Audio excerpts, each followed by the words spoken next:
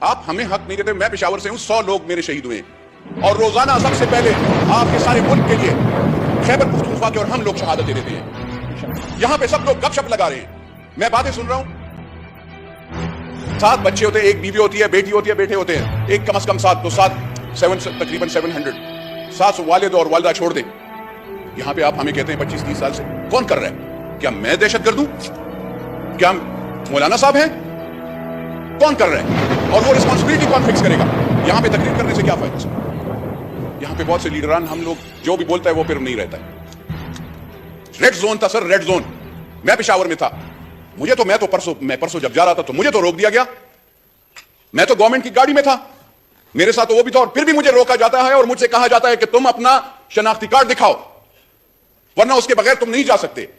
وہ کہتے ہیں جی وہ نہیں آپ نے کارڈ دکھانا ہے. میں نے جی کارڈ دکھایا, وہ کہتا ہے یہ کارڈ میں نے نہیں دیکھنا. مجھے تو پہلے ڈیفنس منسٹر صاحب بھی بتا دیں, انٹیریئر منسٹر صاحب بتا دیں. آپ کہتے ہیں معزز ممبر کہاں پہ؟ I feel like I'm a second rate citizen of Pakistan. سارے پختون پاکستان کے ساتھ محبت کرتے ہیں, لیکن گلہ رہتا ہے کہ آپ کی پالیسیوں کی وجہ سے ہم مرتے ہیں.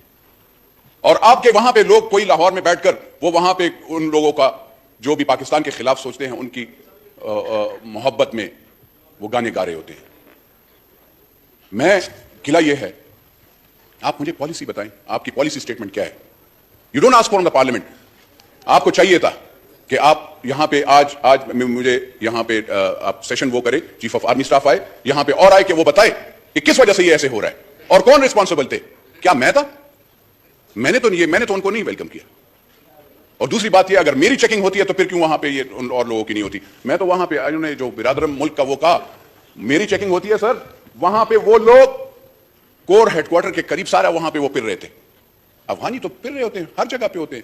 پاکستانی کو تکلیف ہے, پاکستانی کو بے عزت کیا جاتا ہے, پاکستانی کو روکا جاتا ہے, پاکستانی سے شناختی کارڈ مانگا جاتا ہے. پاکستانی افغانیوں کو تو شناختی کارڈ بنائے جاتے ہیں. وہ اگر ان کے شناختی کارڈ بنانے والے اس کے سربراہ سے پوچھ لو تو وہ کہتے ہیں آپ ایویڈنس, جب ایویڈنس میں دے دیتا ہوں تو پھر بھی. تو یہ تو آپ لوگوں کا حال ہے. مجھے بتا دے, آپ لوگوں کا پہلے تو ڈیسیجن یہ مجھے بتا دے کہ آپ لوگوں نے ہمارے ساتھ پھر کیا کرنا ہے. پھر 30 سال پھر ہمارے بچے شہید ہوں گے, پھر ہمارے مائیں بہنیں شہید ہوں گے, پھر سیاسی اکابرین شہید ہوں گے, پھر سیاسی لیڈران مولوی چاہے وہ اور سیاسی پارٹیوں والے وہ ان کو بھی شہید کریں گے, تو پھر آپ چھوڑیں گے سر؟ مجھے تو یہ لگ رہا ہے. تو میرا سوال یہ ہے آنریبل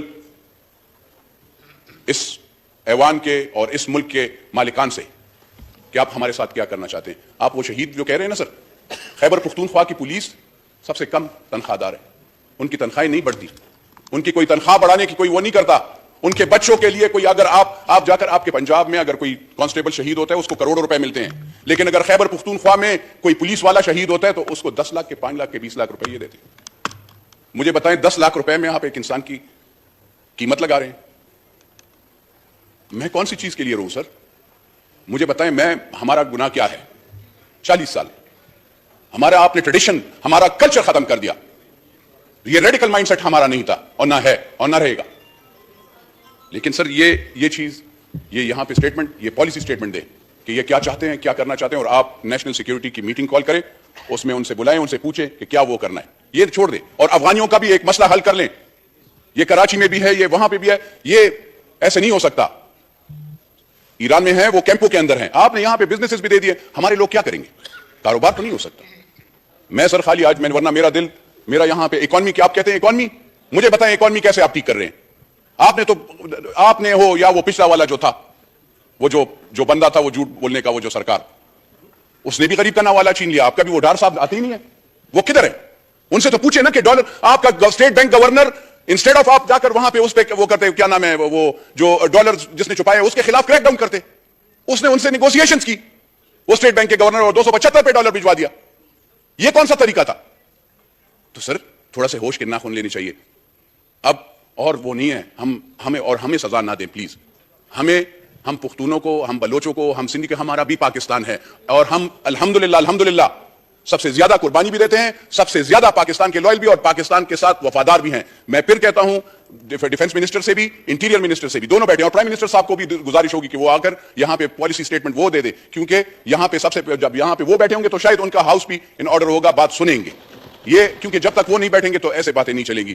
سر آخر میں پھر یہ ریکویسٹ کرتا ہوں کہ مہربانی فرما کر میں پرائم منسٹر صاحب سے بھی، اب صوبائی میں نگران وہ بھی ہے، سب سے کم لو پیڈ لوگ 2 صوبوں کے ہیں، بلکہ اسلام آباد پولیس بھی ہے اور پشاور خیبر پختونخوا پولیس بھی ہے اور فرنٹیئر کانسٹیبلری بھی ہے، جس کو آپ نے اسلام آباد کے وہاں پہ سڑکوں پہ رکھا ہوا ہے سر، ان کو جیکٹ بھی نہیں تھی سردی میں نے ان کو کہا میں کہ آپ اب یہ نہیں دو گے تو ان لوگوں کی سیلریوں کا بھی کچھ کریں اور شہادتوں کے لیے بھی پیسے بڑھائیں۔ پاکستان زندہ باد۔